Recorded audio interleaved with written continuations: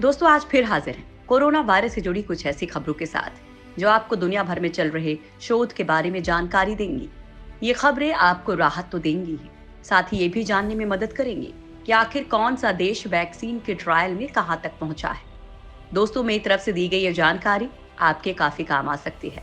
दोस्तों देश में कोरोना के 10 लाख संक्रमित होने के बाद भी ठीक होने वालों की संख्या तेजी से बढ़ रही है। वहीं भारत में कोरोना वैक्सीन के ट्रायल के सफल होने को लेकर माइक्रोसॉफ्ट के संस्थापक बिल गेट्स आश्वस्त हैं। उनका कहना है कि भारत को इसमें जरूर कामयाबी मिलेगी। साथ ही आज के इस बुलेटिन में दिखाएंगे कि कैसे एक शोध में पता चला है कि योग और मेडिटेशन से कोरोना के संक्रमण को दूर रखा जा सकता है। तो दोस्तों बिना टाइम वेस्ट किए आपको बताते हैं वो तमाम खबरें। नंबर 1, देश में कोरोना से रिकवर होने की दर 63%। दोस्तों देश में कोरोना संक्रमण की रफ्तार तेजी से बढ़ रही है, लेकिन दुनिया के बाकी देशों के मुकाबले भारत में ठीक होने वालों की संख्या सबसे ज्यादा है। दोस्तों ये खबर राहत देने वाली है। देश के कई राज्यों ने इस बढ़ते मामले को देखते हुए कोरोना पर काबू पाने के लिए फिर से अपने शहरों को लॉकडाउन करना शुरू कर दिया है। हालांकि एक राहत की बात जरूर है कि हमारे देश में लोग तेजी से स्वस्थ भी हो रहे हैं। देश में मरीजों के स्वस्थ होने की दर लगभग 63% है, जबकि मृत्यु दर महज 2.55% है। इन आंकड़ों से साबित होता है कि सक्रिय मामलों की तुलना में स्वस्थ लोगों की संख्या 3 लाख से ज्यादा हो चुकी है। इससे साफ है कि देश में अब तक कोरोना के जितने मरीज आए हैं उनमें से आधे से अधिक पूरी तरह से बीमारी से निजात पा चुके हैं। दुनिया में प्रति 10 लाख की आबादी में कोरोना संक्रमितों का औसत 1638 व्यक्ति है, जबकि भारत में ये 637 है। नंबर 2, दिल्ली में तेजी से नीचे गिर रहा है कोरोना का ग्राफ। दोस्तों एक समय ऐसा था जब मुंबई के बाद देश की राजधानी कोरोना से सबसे ज्यादा प्रभावित थी, लेकिन आज आलम यह है कि दिल्ली में कोरोना का ग्राफ तेजी से नीचे गिर रहा है। भारत में कोरोना की दूसरी सबसे बुरी मार झेलने वाली दिल्ली ने जीत हासिल करनी शुरू कर दी है। पिछले 6 दिनों से दिल्ली में नए केसेस की संख्या 2000 से कम रही है। आंकड़ों के मुताबिक पिछले 24 घंटों में केवल 1652 नए केस आए हैं और 58 लोगों की मौत हुई है। यहाँ कोरोना से ठीक होने वाले मरीजों की संख्या एक्टिव केसेस का 5 गुना हो गई है। 15 जुलाई तक दिल्ली में 2.25 लाख केस होने की आशंका थी, लेकिन केवल 1,15,000 केस ही हुए। केंद्र सरकार ने लगातार मॉनिटरिंग के जरिए दिल्ली के हालात पर नजर बनाए रखी। इस बीच कुछ कदम ऐसे उठाए गए जिनकी वजह से दिल्ली कोरोना पर काबू पाने में कामयाब रही। दिल्ली में कोरोना का रिकवरी रेट 82.3% पहुंच चुका है। नंबर 3, लखनऊ में सभी ऑफिस में कोविड हेल्प डेस्क जरूरी।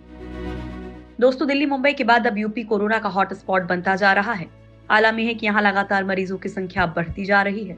कोरोना के बढ़ते मामलों को देखते हुए सरकार ने सभी सरकारी दफ्तरों में कोरोना हेल्प डेस्क को जरूरी कर दिया है।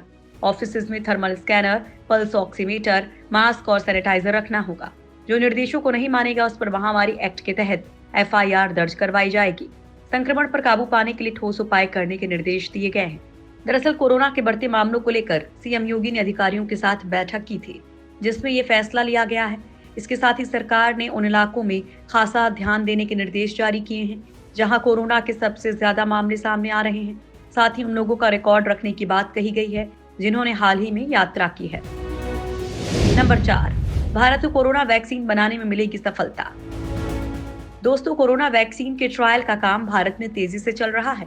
उम्मीद जताई जा रही है कि भारत इस वैक्सीन को बनाने में कामयाबी हासिल करेगा। दुनिया के तमाम देशों के साथ ही जाने माने बिजनेसमैन बिल गेट्स को भी उम्मीद है कि भारत कोरोना वैक्सीन बनाने में कामयाबी हासिल करेगा। माइक्रोसॉफ्ट के संस्थापक बिल गेट्स की माने तो उन्हें विश्वास है कि भारत के दवा उद्योग को कोरोना की वैक्सीन बनाने में सफलता मिलेगी, जिससे दुनिया के दूसरे देशों को भी राहत मिलेगी। गेट्स के मुताबिक दुनिया के विभिन्न हिस्सों में कम से कम 115 वैक्सीन पर काम चल रहा है। इनमें से 6 भारतीय कंपनियां हैं। दरअसल कोरोना वैक्सीन को लेकर दुनिया भर की उम्मीद भारत पर टिकी है, क्योंकि दुनिया की 60% वैक्सीन भारत ही बनाता है। इसलिए ये उम्मीद और बढ़ जाती है। भारत में अभी 2 वैक्सीन का ट्रायल चल रहा है। उम्मीद है कि जल्दी इसके अच्छे नतीजे सामने आएंगे। नंबर 5, योगा और मेडिटेशन से दूर भागेगा कोरोना। दोस्तों जहां दुनिया भर के वैज्ञानिक कोरोना वायरस की वैक्सीन की खोज में लगे हैं, वहीं कुछ शोधकर्ता प्राकृतिक तरीके से कोरोना वायरस का इलाज ढूंढ रहे हैं। दोस्तों आज हम आप लोगों को बताएंगे कि कैसे कोरोना को दूर भगाया जा सकता है और कैसे पूरी दुनिया भारत की इस पद्धति को अपनाकर कोरोना से बच सकती है। दरअसल शोध में पता चला है कि कोरोना वायरस के मरीजों के लिए दो चीजें बहुत फायदेमंद हो सकती हैं, और वो है योगा और meditation. Massachusetts institute of technology, California university और हार्वर्ड यूनिवर्सिटी के शोधकर्ताओं ने एक लेख में योगा और मेडिटेशन के फायदे बताए हैं। एक्सपर्ट्स का कहना है कि ये दो चीजें कोरोना वायरस से लड़ने में मदद करती हैं। पिछले कई शोध में पाया गया है कि योगा, ध्यान और प्राणायाम, ये तीनों अभ्यास सांसों पर नियंत्रण रखते हैं। ये न केवल डिप्रेशन से लड़ने में मदद करते हैं, बल्कि दिमाग को भी मजबूत बनाते हैं। इसके अलावा ये तनाव और इन्फ्लेमेशन को भी कम करते हैं। नंबर 6, साल के अंत तक मिलेगी कोरोना वैक्सीन। दोस्तों, देश में कोरोना का विस्फोट हो चुका है और पूरा देश आस लगाए बैठा है कि कब कोरोना की वैक्सीन बाजार में आएगी। दोस्तों, आज हम आप लोगों को बताएंगे कि आखिर देश को कोरोना से छुटकारा के लिए वैक्सीन कब बन पाएगी। दरअसल एम्स के डायरेक्टर रणदीप गुलेरिया ने आश्वस्त किया है कि इस साल के अंत तक या अगले साल की शुरुआत तक कोरोना की वैक्सीन आ जाएगी।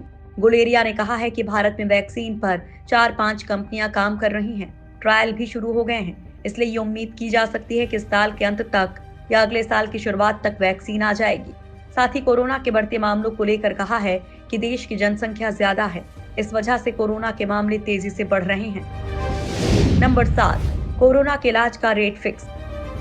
दोस्तों, कोरोना वायरस का संक्रमण पंजाब में तेजी से बढ़ रहा है। ऐसे में पंजाब की कैप्टन अमरिंदर सिंह सरकार ने बड़ा कदम उठाया है। सरकार ने प्राइवेट अस्पतालों में कोरोना मरीजों के इलाज के लिए रेट तय कर दिए हैं। इसके तहत बिना वेंटिलेटर के आइसोलेशन वार्ड, ऑक्सीजन, मेडिकल सहायक, एडमिशन फीस मिलाकर 10,000 रुपए तय किए गए हैं। वहीं NABH मान्यता प्राप्त अस्पतालों के लिए 9,000 रुपए हैं। पूर्व PGI डायरेक्टर के तलवार की अध्यक्षता में बनी कमेटी ने नई फीस निर्धारित की है।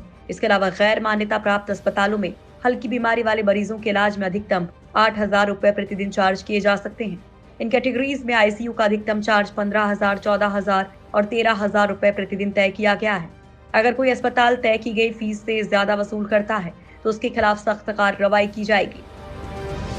नंबर 8, दिल्ली में गुटखा, तंबाकू और पान मसाले पर बैन। दोस्तों, दिल्ली में कोरोना वायरस संक्रमण के बढ़ते प्रभाव और खतरे को देखते हुए दिल्ली सरकार ने तंबाकू और तंबाकू मिश्रित उत्पादों पर प्रतिबंध लगा दिया है। लगाए गए प्रतिबंध के आदेश के मुताबिक दिल्ली में तंबाकू के मिश्रण से बनाए गए सभी उत्पादों की बिक्री और भंडारण पर प्रतिबंध होगा। कोरोना वायरस के बढ़ते खतरे और प्रभाव के मद्देनजर इस आदेश को बेहद अहम माना जा रहा है। खाद्य संरक्षा और मानक अधिनियम के तहत ये प्रतिबंध लगाया गया है। खाद्य संरक्षा विभाग के मुताबिक तंबाकू का सेवन स्वास्थ्य के लिए खतरनाक है, इसलिए सुगंधित तंबाकू और तंबाकू से तैयार हर उत्पाद की बिक्री पर 1 साल तक रोक रहेगी। दरअसल तंबाकू के सेवन से मुंह में लार अधिक बनती है।